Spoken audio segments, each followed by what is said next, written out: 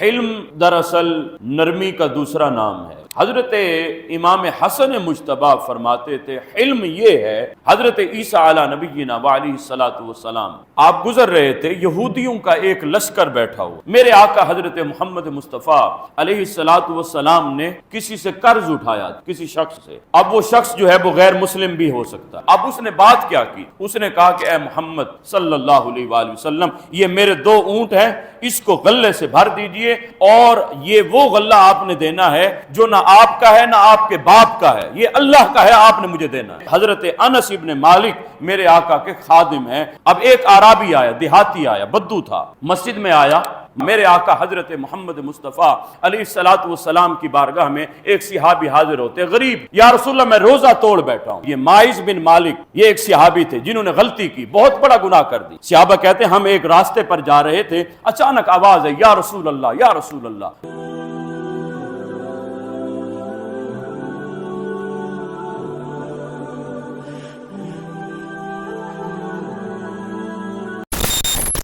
میرے آقا کو اللہ عز و جل نے جو وَإِنَّكَ لَعَلَىٰ خُلُقٍ عَظِيمٍ، جو اخلاق عظیم کا حضور کو اللہ نے پیکر جمال بنا کر بھیجا، جو اعلیٰ نمونہ بنا کر بھیجا ہے، تو حضور آقا علیہ الصلوۃ والسلام کے خلق میں سے آج حضور آقا علیہ الصلوۃ والسلام کے حلم پر انشاءاللہ میں چند گزارشات پیش کرنے کی کوشش کروں گا۔ حلم دراصل نرمی کا دوسرا نام ہے، حلم دراصل بردباری کا دوسرا نام، حلم دراصل برداشت کو کہتے ہیں۔ حضرت امام حسن مجتبی علیہ السلام میرے آقا کے نواسے، حضرت علی حیدر کرار کے فرزند، حضرت امام حسن مجتبی فرماتے تھے حلم یہ ہے کہ ایک شخص نے تمہیں گالی دی۔ حلم کی تعریف آپ فرماتے ہیں ایک شخص نے تمہیں گالی دی، پھر وہ دوسری سمت سے آیا اور تمہارے کانوں میں اس نے تم سے معافی مانگ لی، فرمایا تم نے اس کو معاف کر دیا، اس کو حلم کہتے ہیں۔ یعنی ایک طرف تو ابھی تم نے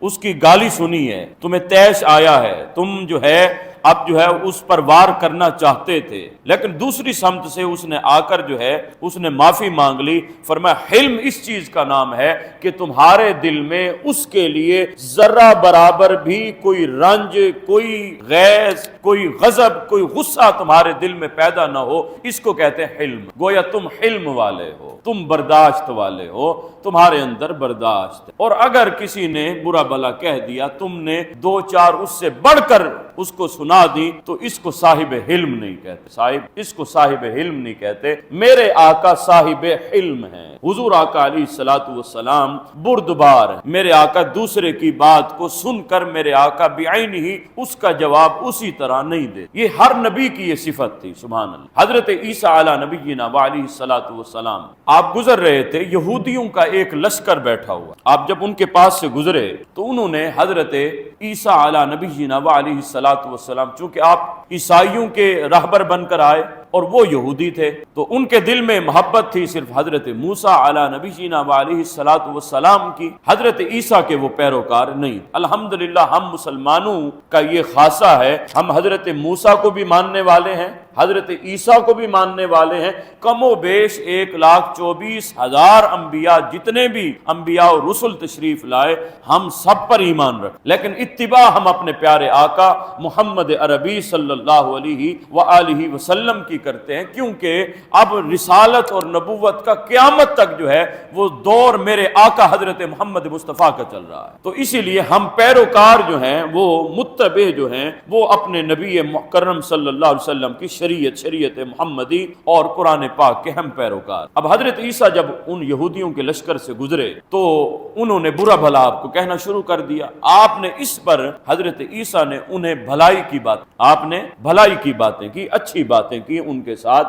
آپ نے گویا کہ خلق کا رویہ آپ نے اپنایا۔ تو آپ کے حواری بھی ساتھ تھے، حضرت عیسیٰ علی نبینا وعلیہ الصلوۃ والسلام سے وہ کہنے لگے حضرت انہوں نے آپ کو برا بھلا کہا اور آپ نے ان کے ساتھ اچھائی فرمائی، تو فرمایا یاد رکھنا جو انسان خرچ وہی کرتا ہے جو اس کے پاس موجود ہوتا ہے۔ ان کے پاس جو کچھ موجود تھا، جو ان کی جمع پونجی تھی، انہوں نے وہی خرچ کی، یعنی ان کے دل میں، ان کے اندر جو تھا وہ سارا بغض ہی بھرا ہوا تھا، ان کے اندر نفرت ہی بھری ہوئی تھی، ان کے اندر گندگی ہی تھی، ان کے اندر غلاظت ہی تھی، لہٰذا انہوں نے وہی خرچ کیا۔ اور میرے اندر چونکہ اللہ نے مجھے بھلائی کا پیکر بنایا ہے تو میں نے بھی وہی خرچ کیا جو میرے پاس موجود تھا۔ تو حضرت عیسیٰ علیہ نبی جینا وعلیہ الصلاۃ والسلام نے گویا کہ جواب دے دیا، حلم یہ ہے کہ پہلا بندہ تمہیں جتنا بھی برا بھلا کہے تم اس کے ساتھ اچھائی کے ساتھ پیش آؤ، یہ ہے حلم، اس کو بردباری کہتے ہیں۔ اب آئیے حضور سرور دو عالم حضرت محمد مصطفیٰ علیہ الصلاۃ والسلام کی حیات مبارکہ، میرے آقا کی سیرت مبارکہ کے چند نمونے جو ہے میں آپ کے پاس رکھنے کی کوشش کرتا ہوں، پھر ہم اپنے گریبان میں جھانکیں گے کہ ہمارے آقا کی تو یہ سیرت ہے، آیا کہ ہم جو مسلمان کہلاتے ہیں، ہم جو نبی کے عاشق بھی کہلاتے ہیں، نبی کے دیوانے بھی کہلواتے ہیں اور حضور کا غلام بھی اپنے آپ کو سمجھتے ہیں، نعرے تو لگاتے ہیں، آیا کہ ہم ہیں بھی صحیح یا نہیں؟ حقیقتاً ہم رسول اللہ صلی اللہ علیہ وآلہ وسلم کی سیرت پر عمل بھی کرتے ہیں یا کہ نہیں؟ میرے آقا حضرت محمد مصطفیٰ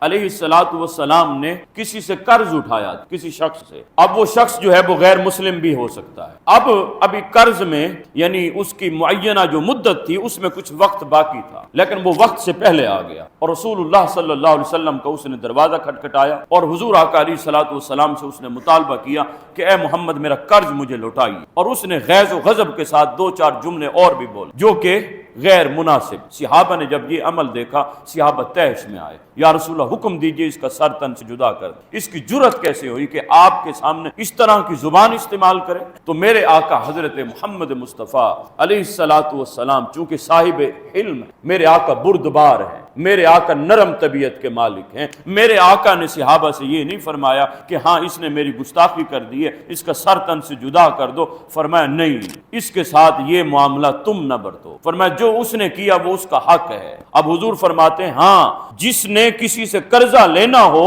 تو اس کا حق ہے جس طرح اس کے ساتھ بات کرے، تو اس کا حق تھا، اس نے چونکہ مجھ سے قرضہ لینا ہے میں نے اس کا قرضہ دینا ہے، تو اگر یہ میرے ساتھ جو ہے اس طرح اگر غیظ غضب کے ساتھ معاملہ کر رہا ہے تو اس کو حق حاصل، اس کو کر لینا۔ اب میرے آقا حضرت محمد مصطفیٰ علیہ الصلاۃ والسلام نے اس سے یہ نہیں فرمایا کہ تو وقت سے پہلے آ گیا، بھائی تیری تو تک ہی نہیں بنتی، تو کون ہوتا ہے، جا میں نے قرض دینا ہی نہیں ہے۔ میرے آقا یہ فرما سکتے تھے بھی وقت معین ہوا تھا، تو نے کہا تھا کہ میں اس دن آؤں گا لیکن تو 2 دن پہلے آ گیا۔ قربان جائیے میرے آقا حضرت محمد مصطفیٰ علیہ الصلاۃ والسلام کی سیرت مبارکہ کتنی پیاری ہے۔ میرے آقا نے صحابہ سے فرمایا جاؤ اس کے بدلے اس کا جو قرض تھا اس کو ایک جانور دے دو، اور فرمایا ایک جانور نہیں اسی کا متبادل ایک اور جانور بھی اس کو دے دو، قرض حسنہ کے طور پر، کیونکہ حضور نے فرمایا قرض جو تم کسی سے لو جب لوٹاؤ تو احسن طریقے سے لوٹاؤ۔ تو حضور سرور دو عالم صلی اللہ علیہ وآلہ وسلم نے صحابہ سے فرمایا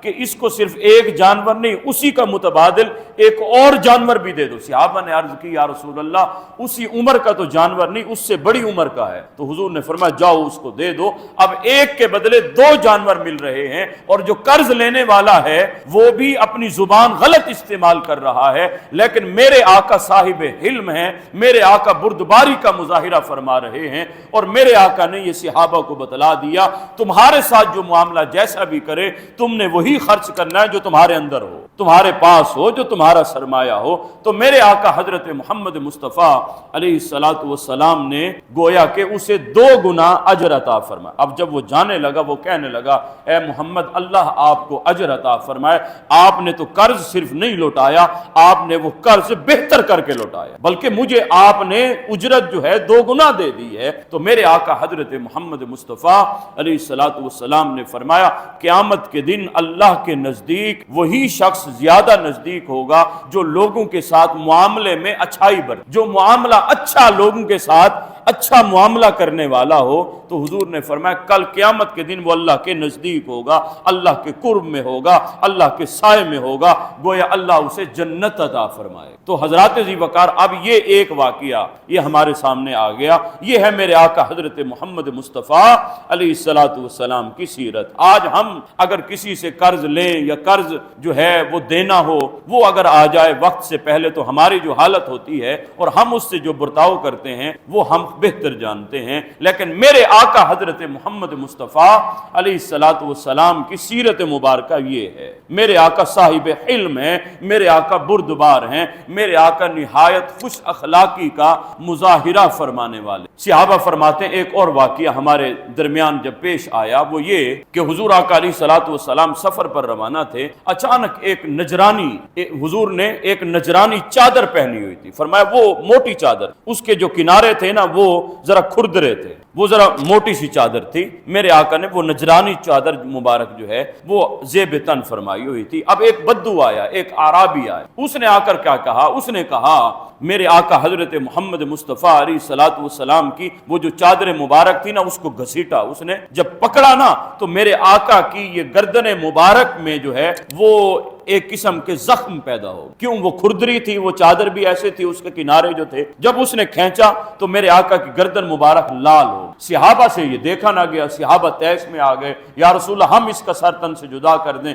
حضور نے فرمایا نہیں، اس کو موقع دو، اس کو ذرا سنبھلنے۔ اب اس نے بات کیا کی؟ اس نے کہا کہ اے محمد صلی اللہ علیہ وآلہ وسلم، یہ میرے 2 اونٹ ہیں، اس کو غلے سے بھر دیجئے، اور یہ وہ غلہ آپ نے دینا ہے جو نہ آپ کا ہے نہ آپ کے باپ کا ہے، یہ اللہ کا ہے، آپ نے مجھے دینا ہے۔ اس نے یہ میرے آقا حضرت محمد مصطفیٰ علیہ الصلوۃ والسلام کے ساتھ اس طرح جو ہے وہ جوش کے ساتھ آ کر بات کر رہا ہے کہ یہ نہ آپ اپنی طرف، حالانکہ حضور خود دے رہے ہیں، وہ کہتے ہیں یہ آپ اپنی طرف سے نہیں دیں گے، نہ اپنے باپ کی طرف سے دیں گے، بلکہ آپ اللہ کی طرف سے دیں گے، تو اللہ نے جو دیا ہے وہ مجھے دیجیے۔ میرے آقا حضرت محمد مصطفیٰ علیہ الصلوۃ والسلام اس کا جواب غیظ و غضب میں دے سکتے تھے۔ میرے آقا فرما سکتے تھے تو کون ہوتا ہے میرے ساتھ اس طرح بات کرنے والا؟ میرے آقا صحابہ کو حکم دیتے، صحابہ سر تن سے جدا کر دیتے، لیکن حضور نے کیا فرمایا؟ میرے آقا صاحب علم ہیں، میرے آقا بردبار ہیں، میرے آقا اس کے ساتھ احسن اخلاق کے ساتھ پیش آئے، اور میرے آقا نے صحابہ سے فرمایا اس کے دونوں اونٹ جو ہیں وہ غلے سے بھر دو۔ جب دونوں اونٹ غلے سے بھر دیے گئے، اس کا کام پورا ہو گیا، میرے آقا اب مسکرائے، فرمایا اب تم راضی ہو؟ اس نے کہا ہاں اب میں راضی۔ حضور نے فرمایا اس کو نہایت دھیمے لہجے میں، میرے آقا نے فرمایا یہ اب اچھا چلو جو تم نے زیادتی کی ہے میرے ساتھ، کیا اس کا بدلہ نہیں ہونا چاہیے؟ اس نے کہا نہیں، اس کا بدلہ میں نہیں دوں گا۔ میرے آقا نے دوبارہ فرمایا یہ جو تم نے مجھے زخم پہنچایا ہے، یہ چادر کھینچی ہے، یہ تو تم نے میرے ساتھ زیادتی کی ہے نا؟ تو حضور فرمانے لگے یہ جو تم نے مجھے زخم پہنچایا کیا اس کا بدلہ نہیں لینا چاہیے؟ حضور نے یہ نہیں فرمایا میں بدلہ لیتا ہوں، بلکہ حضور فرما رہے ہیں اسے موقع دے رہے ہیں کہ اس کا کیا جواب؟ وہ کہتا ہے نہیں میں نہیں بدلہ دوں گا۔ میرے آقا نے تیسری بار کہا کہ کیا جو تو نے مجھے تکلیف پہنچائی ہے اس کا بدلہ نہیں ہونا چاہیے؟ وہ کہتا ہے نہیں۔ میرے آقا فرماتے کیوں؟ تو نے نہیں کیوں کہی؟ تو اب سنیے اس نے جو جواب دیا، اس نے کہا کہ اے محمد صلی اللہ علیہ وآلہ وسلم،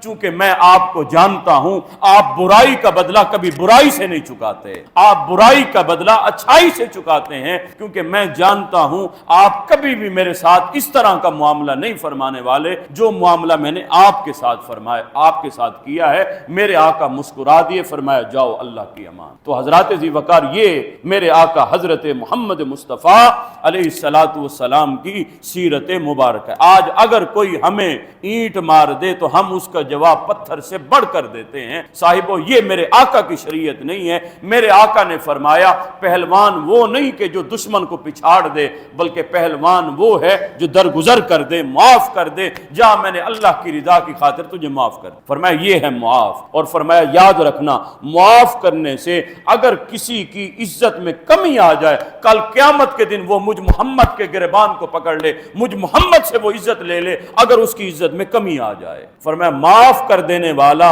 کبھی بھی اس کی عزت میں کمی نہیں آتی، بلکہ اللہ اس کی عزت کو مزید بڑھا دیتا ہے، مزید بلند کر دیتا ہے۔ صاحبان ذی وقار، میرے آقا حضرت محمد مصطفیٰ علیہ الصلوۃ والسلام صاحب حلیم الطبع تھے، حلیم الطبع، نہایت بردبار، نہایت میرے آقا نرم مزاج۔ میرے آقا حضرت محمد مصطفیٰ علیہ الصلوۃ والسلام کسی سے بھی سختی نہیں فرماتے۔ حضرت انس ابن مالک میرے آقا کے خادم ہیں، کہتے ہیں میں 10 سال حضور کی بارگاہ میں رہا، قسم اٹھا اٹھاتا ہوں، میرے آقا نے ایک مرتبہ بھی مجھ غلام کو بھی نہیں جھڑکا، میرے آقا نے مجھے بھی برا بھلا نہیں کہا۔ تو حضرات ذی وقار یہ غلاموں کے ساتھ جو آقا سلوک رکھتا ہے وہ گھر والوں کے ساتھ کس طرح آسن طریقے سے پیش آتا ہوگا۔ لیکن آج ہم بھی اگر اپنے گریبان میں جھانکیں، ہمارے جو ماتحت ہیں، وہ چاہے ہمارے ڈرائیور ہیں، ہمارے گھر کے چوکیدار ہیں، ہمارے گھر کو جو ملازم ہیں، کیا ہم ان کے ساتھ یہ برتاؤ کرتے ہیں؟ کیا ہم حضور آقا علیہ الصلوۃ والسلام کی طرح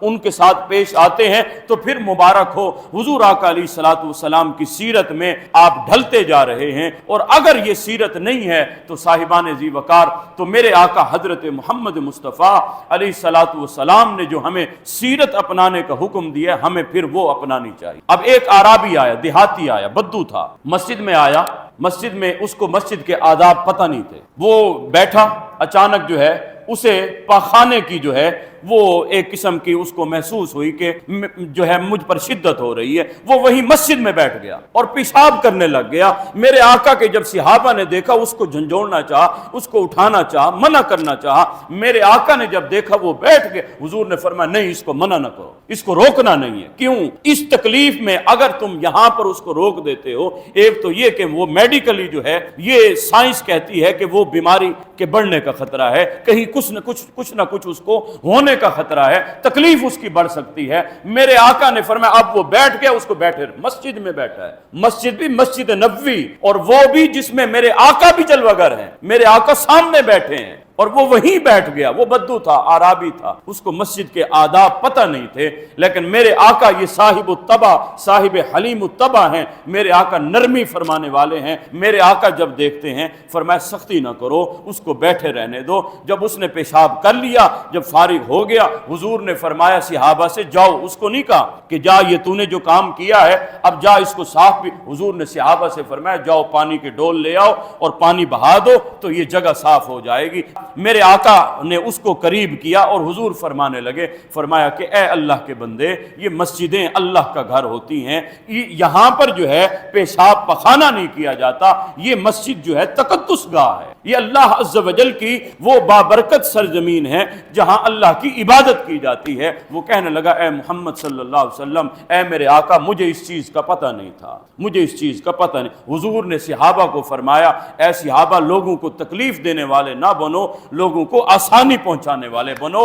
فرمایا میں محمد آسانی دینے والا آیا ہوں، میں محمد تکلیف مشکلات کا باعث بننے کے لیے نہیں آیا۔ تو آج اگر ہماری وجہ سے کسی کو تکلیف ہوتی ہے تو گویا ہم حضور آقا علیہ الصلوۃ والسلام کے فرمودات پر عمل نہیں کر رہے۔ تو برداشت اپنے اندر پیدا کرنی چاہیے، اپنے اندر جو ہے برداشت پیدا کرنی چاہیے۔ مسجد میں آیا، نمازی آیا، اس نے نادانی میں اگر موبائل اس کا آن رہ گیا تو اگر گھنٹی بج گئی تو جب سلام ہم پھیرتے ہیں تو ہم میں سے ہر ایک کا دل کرتا ہے کہ اس موبائل والے کا نا جو گلا گھونٹ دیا جائے۔ تو صاحب آپ کے اندر برداشت ہونی چاہیے۔ آپ کو پتہ ہے ہو سکتا ہے وہ غلطی سے بھول گیا ہو، اب ہر اہل علم جو بھی مسلمان ہے اس کو پتہ ہے اللہ کے گھر میں جا رہا ہوں تو میرا موبائل جو ہے وہ سائلنٹ ہونا چاہیے، لیکن جن کی عادت بن چکی ہے تو ان کو بہرحال خود لحاظ کرنا چاہیے۔ وہ مسجدوں میں جو ہے اس طرح گھنٹیاں نہیں بجنی چاہیے، مسجدوں کے آداب ہیں جو میرے آقا حضرت محمد مصطفیٰ علیہ الصلوۃ والسلام نے سکھلا دیے۔ تو حضرات ذی وقار ذرا غور کیجئے،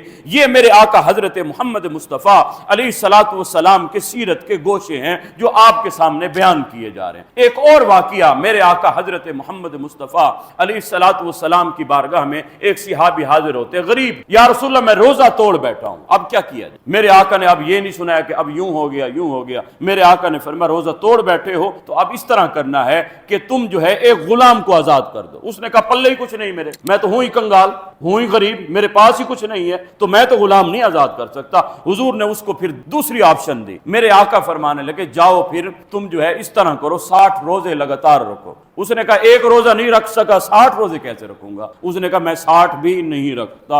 حضور نے فرمایا چلو اچھا 60 روزے نہیں رکھ سکتے، جاؤ 60 مسکینوں کو کھانا کھلا دو۔ اس نے کہا یا رسول اللہ میں کنگال ہوتا ہوں، فقیر ہوتا ہوں، میرے پاس اتنی وسعت نہیں کہ میں 60 مسکینوں کو جو ہے وہ کھانا کھلاتا پھروں، میرے پاس یہ جو ہے اتنی ہمت نہیں ہے، میں 60 مسکینوں کو بھی کھانا نہیں کھلا سکتا۔ میرے آقا نے اب اسے یہ نہیں کہا کہ اٹھ جاؤ اب چلے جاؤ، بس اگر تم یہ کام کرو گے تو ہوگا وگرنہ کچھ نہیں۔ میرے آقا صاحب شرع ہیں، میرے آقا شریعت بنانے والے ہیں، یہ اختیارات اللہ نے اپنے نبی مکرم صلی اللہ علیہ وسلم کو عطا فرمائے۔ میرے آقا نے فرمایا چلو بیٹھ جاؤ۔ اب اتنے میں نا ایک کھجوروں کا ٹوکرا آیا، کھجوروں کا ٹوکرا آیا۔ میرے آقا نے جب دیکھا وہ کسی نے صدقہ کیا تھا، میرے آقا نے فرمایا چلو اگر تمہارے پاس کچھ نہیں ہے یہ کھجوریں لو اور مدینے میں جاؤ چلے جاؤ، جتنے بھی فقیر لوگ ہیں جاؤ ان کو کھلا دو، تمہارا یہ فدیہ ادا ہو جائے گا۔ اس نے کہا اے محمد صلی اللہ علیہ وسلم، یا رسول اللہ مدینے میں مجھ سے بڑھ کر بھی کوئی غریب ہوگا، کوئی کنگال ہوگا؟ وہ کہنے لگا میرے سے بڑھ کر تو کوئی کنگال نہیں، کوئی غریب نہیں۔ میرے آقا مسکرا دیے، فرمایا جاؤ یہ کھجوروں کا ٹوکرا لے جا، خود بھی کھا، گھر والوں کو بھی کھلا، تیرا فدیہ بھی ادا ہو جائے گا۔ تو حضرات ذی وقار یہ ذرا غور کیجئے، میرے آقا اس طرح نرمی فرمانے والے ہیں، میرے آقا اس طرح محبت فرمانے والے ہیں، میرے آقا اس طرح کرم نوازی فرمانے والے۔ ذرا غور کیجئے، ماعز بن مالک یہ ایک صحابی تھے جنہوں نے غلطی کی، بہت بڑا گناہ کر دی۔ اب آئے حضور کی بارگاہ میں، حضور کی بارگاہ میں آئے اور عرض کرتے طہرنی یا رسول اللہ، یا رسول اللہ مجھے پاک کیجئے۔ میرے آقا نے جب دیکھا فرمایا جاؤ جاؤ، میرے آقا نے درگزر کرنا چاہا، فرمایا جاؤ اللہ سے معافی مانگو، جاؤ توبہ کرو۔ میرے آقا نے ان کو بھیج دیا، اٹھا دیا۔ وہ پھر آیا طہرنی یا رسول اللہ، یا رسول اللہ مجھے پاک کیجئے، یا رسول اللہ میں گناہ کر بیٹھا ہوں مجھے پاک کیجئے۔ میرے آقا نے پھر کہا جاؤ استغفار کرو، اللہ سے معافی مانگو، اللہ سے توبہ کرو، جاؤ اٹھ جاؤ۔ اب وہ پھر اٹھا، پھر آیا، تیسری بار آیا، میرے آقا کی بارگاہ میں پھر عرض کرتا ہے طہرنی یا رسول اللہ، یا رسول اللہ مجھے پاک کیجئے۔ میرے آقا نے فرمایا جاؤ اللہ سے توبہ استغفار کرو۔ تیسری بار بھی میرے آقا نے اٹھا دیا۔ جب وہ چوتھی بار آیا نا تو میرے آقا حضرت محمد مصطفیٰ علیہ الصلوۃ والسلام نے فرمایا اچھا بتاؤ تم نے کیا گناہ کیا؟ پہلے نہیں پوچھ لیا، میرے آقا نے پہلے کہا جاؤ اللہ کا معاملہ، جاؤ توبہ کرو استغفار کرو، اللہ معاف کرنے والا ہے۔ چوتھی بار جب وہ لوٹا، اس کو بھی پتا تھا اس در سے اگر بخشش نہ ملی، اس در سے اگر توبہ قبول نہ ہوئی، اس در سے اگر بخشش کا پروانہ نہیں ملا تو پھر اور کسی در سے نہیں ملا، اسی لیے وہ بار بار لوٹ رہا ہے، وہ بار بار لوٹ رہا ہے۔ مجرم ہو تو منہ اشکوں سے دھوتے چلے آؤ، آؤ در تواب پہ روتے چلے آؤ۔ قرآن میں مذکور ہے بخشش کا طریقہ، سرکار کی دہلیز سے ہوتے چلے آؤ۔ قرآن میں وَلَوْ أَنَّهُمْ إِذْ ظَلَمُوا أَنفُسَهُمْ جَاءُوكَ فَاسْتَغْفَرُوا اللَّهَ وَاسْتَغْفَرَ لَهُمُ الرَّسُولُ۔ اے نبی اگر یہ گناہ کر بیٹھے اپنی جانوں پر، انہیں چاہیے آپ کی دہلیز پر آ جائیں، جب آپ کے دروازے پر آ جائیں پھر استغفار کریں اللہ سے، اور آپ بھی ان کے حق میں سفارش فرما دیں، اللہ کی بارگاہ میں ہاتھ اٹھا دیں تو لَوَجَدُ اللَّهَ تَوَّابًا رَحِيمًا، پھر آپ اللہ عز و جل کو بخشنے والا، بہت زیادہ رحم فرمانے والا پائیں گے۔ اب وہ بار بار لوٹ رہا ہے، میرے آقا اس کو اٹھا رہے ہیں۔ چوتھی بار جب آیا اس نے گناہ بتایا کہ یہ گناہ بہت بڑا تھا۔ میرے آقا نے فرمایا چلو جاؤ اٹھ جاؤ۔ میرے آقا نے فرمایا کہ صحابہ سے پوچھنے لگے کہیں یہ مجنون تو نہیں، پاگل تو نہیں، اتنی بڑی بات کر رہا ہے، کہیں پاگل تو نہیں؟ صحابہ نے گواہی دی یا رسول اللہ یہ مجنون نہیں ہے، پاگل نہیں ہے، یہ بالکل ذہن عقلی اس کا بالکل ٹھیک ہے۔ میرے آقا نے پھر فرمایا کہیں اس نے کوئی شراب تو نہیں پی ہوئی، کیونکہ شراب کے نشے میں انسان مدہوش ہو جاتا ہے اور وہ اول فول کہتا رہتا ہے۔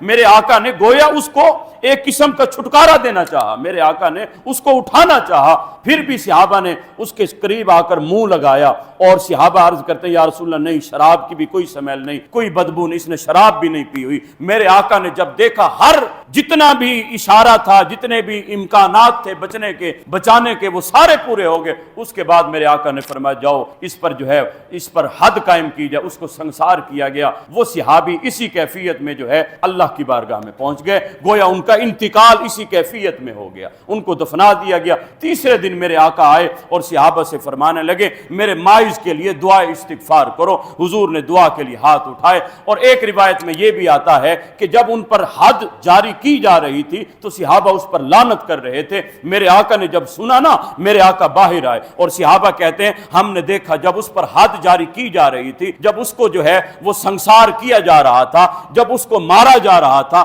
تو حضور کی آنکھوں سے آنسو جاری تھے، میرے آقا رو بھی رہے تھے۔ صحابہ عرض کرتے ہیں یا رسول اللہ حکم بھی خود دیتے ہیں اور پھر روتے بھی خود ہیں۔ فرمایا وہ جو حکم دیا ہے وہ میری شریعت کا حکم ہے، اور یہ جو رونا ہے یہ امت پر شفقت ہے مجھ محمد صلی اللہ علیہ وسلم۔ فرمایا یہ میرے دل دل میں جو اللہ نے شفقت جو نرمی رکھی ہے اس کو سزا ہو رہی ہے, مجھ محمد کو تکلیف ہو رہی ہے. میرے آقا اس لیے گریہ بھی فرما رہے ہیں. اور پھر کسی نے کہہ دیا کہ اس پر اللہ کی لعنت ہو, حضور نے منع کیا, فرمایا لا تلعنوا, اس کو لعنت نہ کرو, انہو یحب اللہ ورسولہ, تم کیا جانتے ہو وہ اللہ کا بھی پیارا ہے, اللہ کے رسول کا بھی پیارا ہے. گناہ کر بیٹھا ہے نا, اور کیا کیا ہے, لیکن وہ یاد رکھنا اللہ سے بھی محبت رکھتا ہے اور اللہ کے حبیب سے بھی محبت رکھتا ہے. اور حضور نے فرمایا یاد رکھنا اس ایک بندے کی توبہ اگر پوری امت میں تقسیم کر دی جائے اللہ پوری امت کو معاف فرما دے گا. اس نے ایسی پکی اور سچی توبہ کی ہے کہ ایک بندے کی توبہ پورے لوگوں پر جو ہے وہ کافی اور صافی ہو جائے گی. تو حضرات ذی وقار, یہ میرے آقا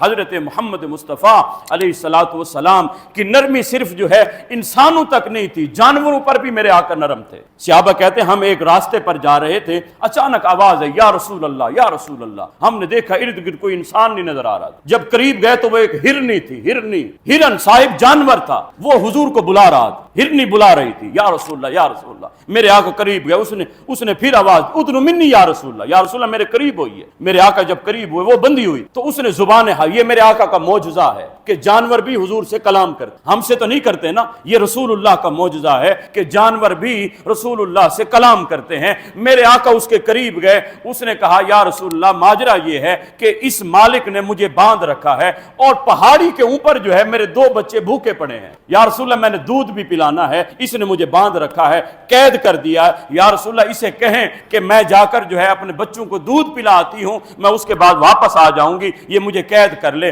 میرے آقا نے اس کے مالک سے بات فرمایا کہ اس کو جانے دو, یہ دودھ پلا کر یہ ہرنی واپس آ جائے گی. میرے آقا نے اس سے وعدہ کیا واپس لوٹو گی. اس نے کہا یا رسول اللہ میں وعدہ کرتی ہوں آپ سے, اگر میں واپس نہ لوٹی اللہ مجھے تباہ و برباد کر دے. حضور نے اس کے مالک سے بات کی, اس نے کہا کہ اے محمد صلی اللہ علیہ وسلم یا رسول اللہ بتائیے ضمانت کیا ہے کہ یہ واپس لوٹ. میرے آقا نے فرمایا میں اس وقت تک کھڑا ہوں جب تک یہ واپس نہیں لوٹا. میرے آقا نے یہ نہیں فرمایا تو کون ہوتا ہے مجھ سے ضمانت پوچھے, میں اللہ کا نبی ہوتا ہوں, تو مجھ سے ایسی بات کرتا ہے. حضور نے فرمایا میں اس کا ضامن ہوں, میں تب تک کھڑا ہوں جب تک یہ واپس نہیں لوٹے گی. اب وہ ہرنی گئی, سبحان اللہ, وہ ہرنی گئی, اپنے بچوں کو دودھ پلایا. اس کو یہ بھی پتا تھا میں اللہ کے رسول سے وعدہ کر رہی ہوں. اب وہ چھپ سکتی تھی, وہ کہیں غائب بھی ہو سکتی تھی, بھی میں جانور تھی یا رسول اللہ, اگر مجھ سے غلطی ہوگی تو پھر کیا ہوا, مجھ پر کوئی پکڑ تو نہیں ہے نا, میں انسانوں کی طرح مکلف تو نہیں ہوں نا. لیکن قربان جائیے, اس نے وعدہ کیا تھا اپنے رسول سے, وہ دودھ پلاتی ہے بچوں کو اور بچوں کو وہی سہلاتی ہے, پھر واپس لوٹتی ہے. جب حضور دیکھتے ہیں وہ واپس آئی, سبحان اللہ, میرے آقا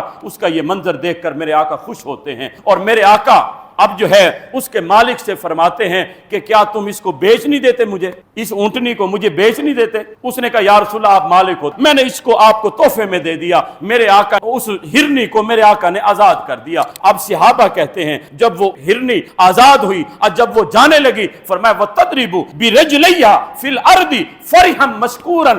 صحابہ کہتے ہیں ہم نے دیکھا وہ نہ بھاگتی جا رہی تھی اور اپنی ٹانگیں بار بار زمین پر مارتی جا رہی تھی اور وہ یہ کہتی جا رہی تھی گویا وہ رقص میں تھی, گویا وہ وجد کر رہی تھی, گویا وہ کہہ رہی تھی. صحابہ کہتے ہم نے سنا وہ کہہ رہی تھی وَتَقُولُ أَشْهَدُ أَن لَا إِلَهَ إِلَّا اللَّهُ وَأَنَّكَ رَسُولُ اللَّهُ وَأَنَّكَ رَسُولُ اللَّهُ وَأَنَّكَ رَسُولُ اللَّهُ. یا رسول اللہ میں گواہی دیتی ہوں آپ واقعی اللہ کے سچے رسول ہیں, آپ واقعی اللہ کے سچے رسول ہیں, آپ واقعی اللہ کے سچے رسول ہیں. صحابہ کہتے ہیں جب وہ ہرنی جا رہی تھی اس طرح وہ زمین پر بار بار اپنی ٹانگیں مارتی تھی اور وہ خوشی سے اس کا اظہار کرتی جا رہی تھی کہ اے نبی آپ واقعی اللہ کے سچے رسول ہیں. صاحبو ہم نے بھی اپنے نبی سے کوئی وعدہ کیا تھا یا رسول اللہ ہم آپ کے امتی ہیں, ہم مومن بنیں گے, ہم متقی پرہیزگار رہیں گے, آپ کی شریعت پر عمل کرتے رہیں گے.